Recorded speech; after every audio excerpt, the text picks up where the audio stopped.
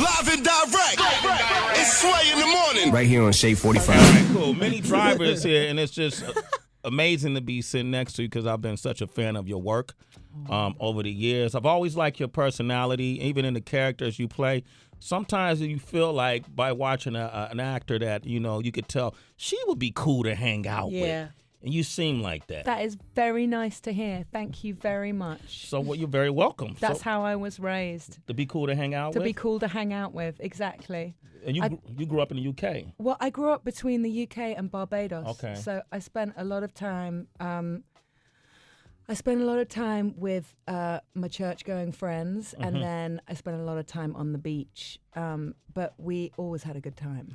Did you say your church-going friends? Oh yeah, I mean, and it's a very beautiful Baptist church. That's what I grew up hanging around outside of, because the kids would get thrown out usually about halfway through the service. About halfway through, right? Yeah. And you know, it's well known that girls who grow up in the church become the biggest freaks, right? Catholic school girls, mostly. Come on, All Catholic school girls. They're wild. Mostly, yeah. Yes, they are. Minnie Driver said that. I knew all the girls because Rihanna grew up and she went to a school that loads of my friends went to called St. Winifred's, and they were the bad girls. Look at that. Let me tell you. Yeah, and hence Rihanna, bad girl. Beautiful Riri. bad girl. There it but is. fantastic bad in a good way, though. Yeah. So you're a Lauryn Hill fan. You ever got a chance to meet Lauryn Hill? I sat next to her on a plane one time, and she talked to me about the Lord for a while. She had the most beautiful, beautiful old Bible with her. And I was a little taken aback because, you know, you're sitting down, you're getting your free glass of champagne, you're getting settled, wondering if the plane's going to crash, hoping it doesn't, checking out the whole thing. And she sits down and she launches right in, and she is a passionate, amazingly articulate woman. Yeah. And then she was asking me about my life and like how I view the world. And so I gave her my version of spirituality and where I'm coming from. And she listened and she synthesized that. And then we talked about music. It was one of the most amazing conversations. And she is truly a spectacular human being. I'm a huge fan of hers. Wow. Minnie Driver got to share that time with Lauryn Hill. Yeah. Nice. And what was your philosophy on spirituality? That I believe that God is in everything and is everywhere, and I don't believe that you have to go to a particular place to practice any kind of worship or communing with something bigger than us. I think it's in the ocean, it's in the land, it's wherever you want to find it. And that's, you know, I watch my son, and I see how he lives it every single day without having a kind of conscious reference to it. But that's really, it came from growing up in nature and sort of seeing the circle of life. I won't break into song, but Could you? Because I know you have that singing background. It's true. I do a little bit. Yeah. You look. Can we take them back for a second? Minnie Driver is here. 888-742-3345. Everything I got in my pocket. Lay down with you. Everyone's gonna fall asleep. Go ahead, sing with it. Go ahead, Minnie. Or just this afternoon, watching the shadows getting long. I'll sing you a quiet song. Watch you Like a regular Lauryn Hill over here. I wish. There it is, man. One of my favorite movies. If I put together a top 150 list, 150. It would be 149. it'll be right there. Right there, It'll be right 149. there. Good Will Hunting. Minnie Driver. That movie got critical acclaim. Everyone in it, from obviously Matt to yourself, have gone on to have these really flourishing careers, and you've done well for yourself. Could you tell at that time the impact that movie was going to make? Nah, not really. Yeah? We were kids as well. We were so young. I knew it was good because I knew they were just so madly talented. But I think I also knew this business is full of super talented people who sometimes it works and then it drops off. And sometimes, like, that they have just been on this amazing ascension, both Ben and Matt. Yeah. Is you couldn't tell that. You little different. I feel like Ben had some dips. He did. I mean, I guess he did. But I mean, where he's at now, I mean, he's an amazing director. Yeah. He's I don't know. I think they're both such interesting men, and their careers have reflected that, they're cool people. And I mean, I think everyone, Stellan Skarsgård, Robin Williams, Gus Van Sant, beautiful Elliott Smith, God rest his soul. It's like everyone associated with that film, it was something pretty special. What was it like working with Mork from Mork and Mindy? Do you know, he did this thing. So you realize how the stand-up was just so in his veins. We were shooting in a park one day. He was shooting this, I guess it's a super famous scene of Robin and Matt on a park bench. And we were shooting, it was lunchtime. And there was a couple people eating their sandwiches, and we were on a break. And there was like 4 people. And Robin starts, because he couldn't help it. He just starts riffing on their sandwiches and their thing. And pretty soon other people come.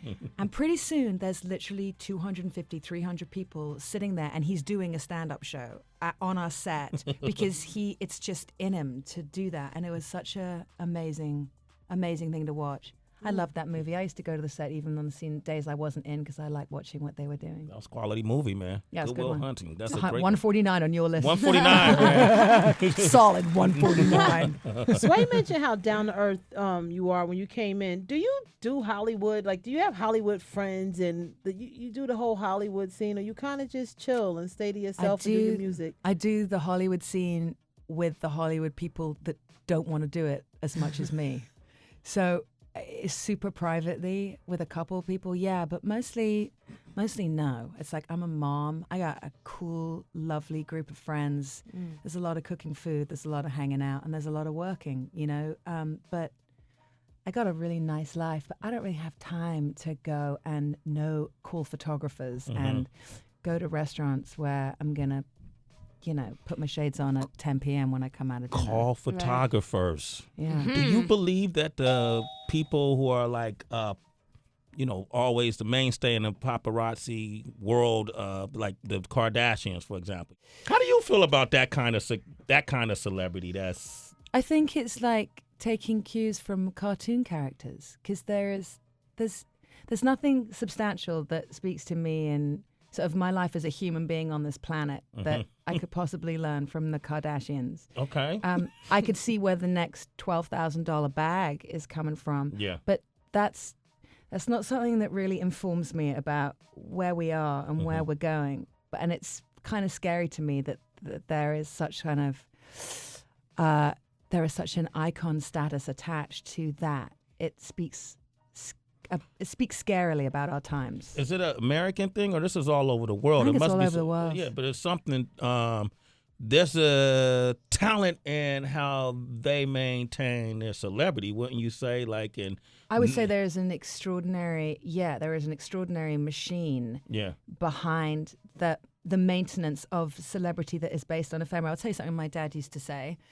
You know the story of The Emperor's New Clothes? Remember that old fairy tale about the kind of the shyster thieves who come and they pretend that they have this the fabric that's the most beautiful fabric in the world, and they're going to make him a suit. But they have nothing in their hands, but they're also kind of caught up in their own ego, and they want to be so trendy and so cool that the king goes, yeah, and he walks down the street naked because they make him a suit made of nothing. Yeah. My dad said at any time, you are either the thief who is offering up nothing, or you're the stupid emperor who's saying, I just want to be cool, or you're the little boy eventually who's pointing his finger going, this is not true. This is a big fat lie. Yeah. And he said, you're on the right track if you're the boy pointing his finger most of the time. I'm sorry, that was a really long, ridiculous I got it.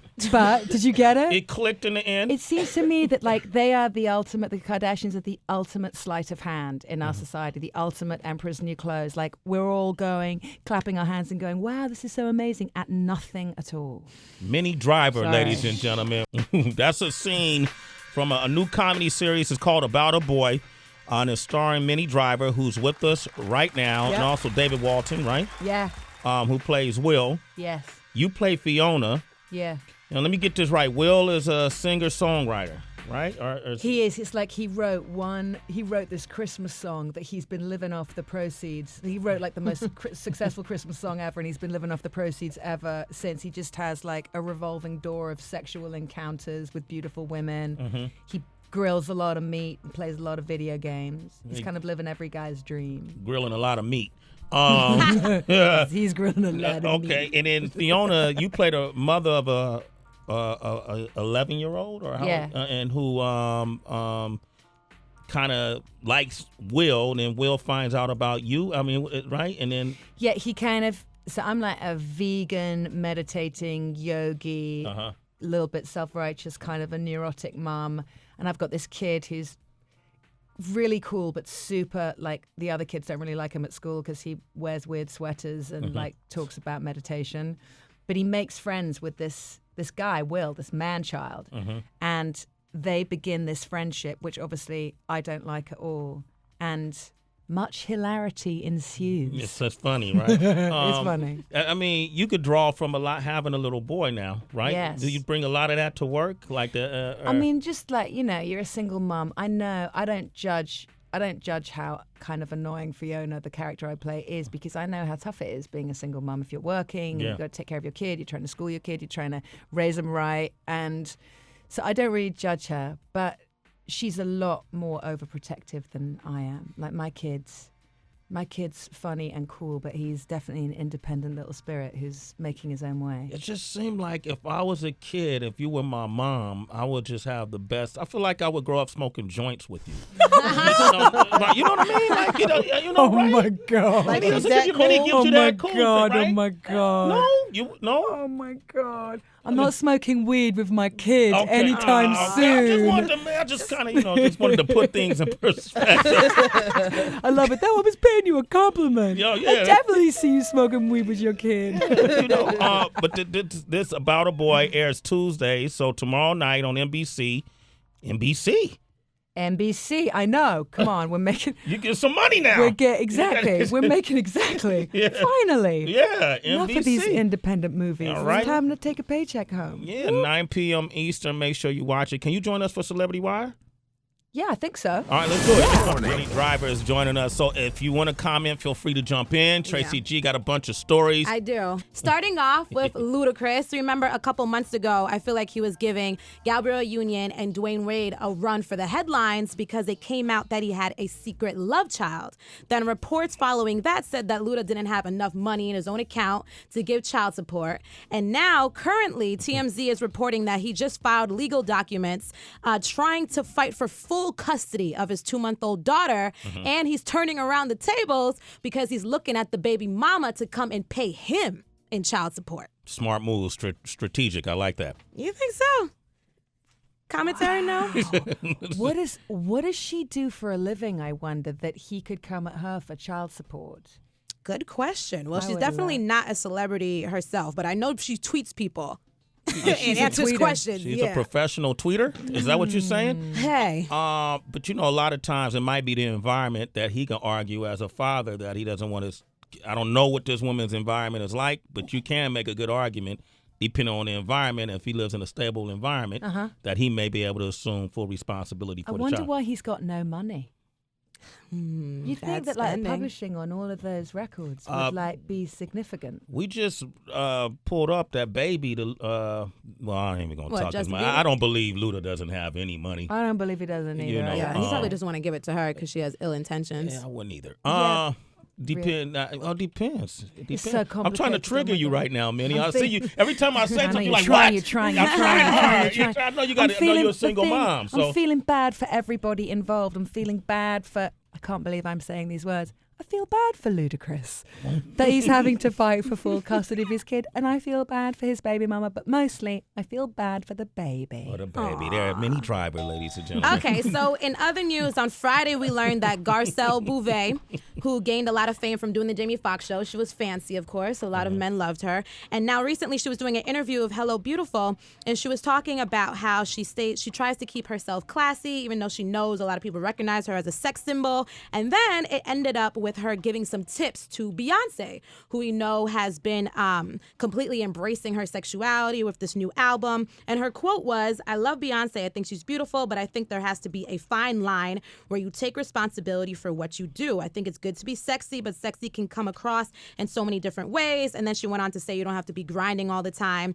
So Beyonce has a very big stan club, where if you say anything that can be perceived as 50% negative, they come at you on Twitter. That's exactly what they did. And as I suspected, Garcelle went to the social network to backtrack on her words, and she said, I love Beyonce. What I said was taken out of context, and of course I support women being sexy. Well, this is a woman, Minnie Driver, who was very beautiful, first of all. But as she says these things about Beyonce, she did a spread in Playboy and wowzers. The T and the A, everything. Naked and look beautiful. Look, here, let me show you. Minnie, It's right let me show you. Holy Let me show you that. good Lord. You see that? Isn't she beautiful, though? She's absolutely gorgeous. Yeah, she's great. But you know what the lesson here is? Don't ever say anything about Beyonce. Yeah. Yeah. Don't just say, I love her. That's it. She can do no wrong. She could do no wrong. I don't think you should ever say anything bad about her. You know, I remember I saw a picture of you, Minnie Driver, where your Minnie's like, hold up. It was a picture that revealed parts of your vagina. It seemed like accidentally. What picture? It was a picture that showed. Minnie's like, I thought I had Oh my God, passcode I lock don't look set. at anything You don't know? on You don't the know? Do you internet. wanna I don't see wanna this? No, I'm Do you wanna see it? terrified. No, go It on. looks beautiful. Oh my God. I mean, it's a What's show happening? the picture. Show the picture. It My wasn't God, on I'm purpose. horrified. It wasn't on purpose. Oh, it was I was singing at the Independent Spirit Awards. Oh yeah, and you do see my little bit of my hoochie ha. But you know what? It was a crotch You're shot. not Wait, hold seeing on, what Rich. Sit down, man. All right, go ahead. But you know what? I don't mind that when you're performing and like something like that happens. It's when you're getting like into a car or out of a car and you're a little bit. I have nightmares about. That's why I never drink really at events. Yeah. Because the idea of that happening when someone's going to catch you off guard and they're going to get a picture of basically what you had for breakfast. Yeah. Nobody needs to see that. Agreed. Depends on who you ask. No, I'm joking. You're not embarrassed by that at all. You No, shouldn't not be. at all. Not It's at all, a not at work all. of art. You're going to see a lot more of me soon in Wait, the what? magazine. In I which will magazine? say I will leave it at that. You're listening to Sway in the morning on Shea 45.